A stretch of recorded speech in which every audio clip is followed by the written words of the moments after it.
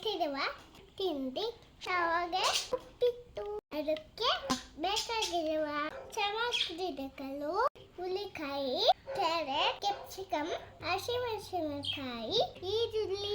ನಾವೀಗ ತಿಂಡಿಯನ್ನು ಮಾಡುತ್ತಿದ್ದೇವೆ. ಈ ಎಲ್ಲ ತರಕಾರಿಗಳನ್ನು ಚೆನ್ನಾಗಿ ತೊಳೆದುಕೊಳ್ಳಬೇಕು. ನಂತರ ಹೆಚ್ಚೋಣ ಬನ್ನಿ. ಈಗ ಎಲ್ಲ ತರಕಾರಿಗಳು ಬೇಯಿಸಿಕೊಂಡು ಆಗಿದೆ. ಕ್ಯಾರೆಟ್, ಈರುಳ್ಳಿ, ಕ್ಯಾಪ್ಸಿಕಮ್, ಹಸಿಮೆಣಸಿನಕಾಯಿ, ಉರುಳೆಕಾಯಿ, ಶುಂಠಿ ಬೆಳ್ಳುಳ್ಳಿ ಪೇಸ್ಟ್, ಕರಿಬೇವು ಸೊಪ್ಪು, ತೆಂಗಿನಕಾಯಿ, ಕಡಲೆ ಬೀಜ, ಉದ್ದಿನ ಬೇಳೆ, ಬಲು, ಶಾವಿಗೆ, ಕೊತ್ತಂಬರಿ ಸೊಪ್ಪು. ಒಂದು ಪಾತ್ರೆಗೆ ನೀರು ಹಾಕಿದೆ.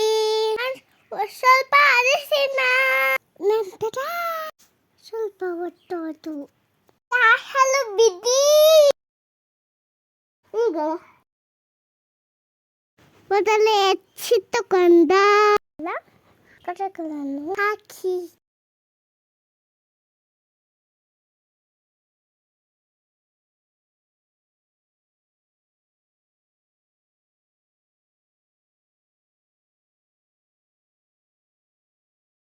ಪೆನ್ಗೆ ಶಾವಿಗೆಯನ್ನು ಹಾಕಿ ಬರುವ ಹಾಗೆ ಹುರಿದಿಟ್ಟುಕೊಳ್ಳಬೇಕು. ಒಂದು ಕುರಿ ಬಂದ ನಂತರ ಮೊದಲೇ ಹುರಿದಿಟ್ಟುಕೊಂಡ ಶಾವಿಗೆಯನ್ನು ಅದಕ್ಕೆ ಹಾಕಿ ಮುಕ್ಕಾಲು ಭಾಗ ಬೇಯುವವರೆಗೂ ಬಿಡಬೇಕು. ಅದನ್ನು ಪೂರ್ಣವಾಗಿ ತೆಗೆದು ಶೋಧಿಸಿಕೊಂಡ ಮೇಲೆ ಈ ರೀತಿಯಾಗಿ ಆಗಿರುತ್ತದೆ. ಒಂದು ಬಾಣಲೆಗೆ ತುಪ್ಪ, ಎಣ್ಣೆ ಹಾಕಿಕೊಂಡು ನಂತರ ಸಾಸಿವೆ, ಕರಿಬೇವು ಸೊಪ್ಪು ಹಾಕಿಕೊಳ್ಳಬೇಕು. ನಂತರ ಕಡಲೆ ಬೀಜವನ್ನು ಹಾಕಿಕೊಳ್ಳಬೇಕು.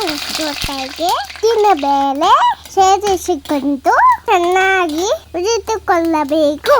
ನಂತರ ಅದಕ್ಕೆ ಹಸಿಮೆಣಸಿನಕಾಯಿ ಸೇರಿಸಿ ಜೊತೆಗೆ ಈರುಳ್ಳಿ ಕೂಡ ಸೇರಿಸಿ ಗೋಡಂಬಿಯನ್ನು ಮರೆತದ್ದರಿಂದ ಪಕ್ಕದಲ್ಲಿಯೇ ಗೋಡಂಬಿಯನ್ನು ಹುರಿದುಕೊಳ್ಳುತ್ತಿದ್ದೇವೆ. ಗೋಡಂಬಿ ಚೆನ್ನಾಗಿ ಫ್ರೈ ಆದ ನಂತರ ಅದನ್ನು ಈರುಳ್ಳಿ ಹಾಗೂ ಮೆಣಸಿನಕಾಯಿಯ ಜೊತೆಗೆ ಸೇರಿಸಿಕೊಳ್ಳಬೇಕು.